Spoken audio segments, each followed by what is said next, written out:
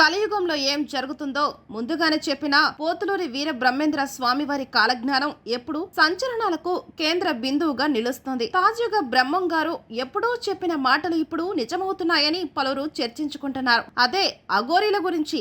నిత్యం నియమ నిష్టలతో మంచు కొండల్లో హిమాలయాల్లో తపస్సు చేసుకునే అఘోరీలు ఇప్పుడు జనారణ్యంలోకి రావడం ఆందోళన కలిగిస్తుంది. బ్రహ్మం గారు కాలజ్ఞానంలో చెప్పినట్లుగానే కొందరు అఘోరీలు జనంలో కలిసిపోయి పూజల పేరుతో అమాయక ప్రజలను దోచుకుంటున్నారని వార్తలు వినిపిస్తున్నాయి. ఆధ్యాత్మికతను వ్యాపారంగా మార్చుకొని సొమ్ము చేసుకుంటున్నారని పలువురు ఆవేదన వ్యక్తం చేస్తున్నారు. ఇదిలా ఉండగా అఘోరీలు కూడా వివాహం చేసుకుంటారంటూ బ్రహ్మంగారు కాలజ్ఞానంలో చెప్పినట్లుగా ఇప్పుడు సర్వత్రా చర్చ సాగుతోంది. సాధారణంగా అఘోరీలు వైరాగ్య జీవితాన్ని గడుపుతారు. కానీ రాబోయే కాలంలో వారిలో మార్పు వస్తుందని బ్రహ్మంగారు ముందే చెప్పారని విశ్వసిస్తున్నారు. ఈ విషయం ఇప్పుడు హాట్ టాపిక్ గా మారింది. కొందరు ఇది కాల మహిమ అని అంటుంటే మరికొందరు మాత్రం ఇది అఘోరీ సంప్రదాయానికి విరుద్ధమని అభిప్రాయపడుతున్నారు. బ్రహ్మంగారు చెప్పిన ప్రతి విషయం నిజమవుతుందని నమ్మే భక్తులు ఈ పరిణామాలను ఆశ్చర్యంగా గమనిస్తున్నారు. హిమాలయాల నుండి జనంలోకి రావడం, ప్రజలను దోచుకోవడం, చివరకు వివాహాలు చేసుకోవడం వంటి విషయాలు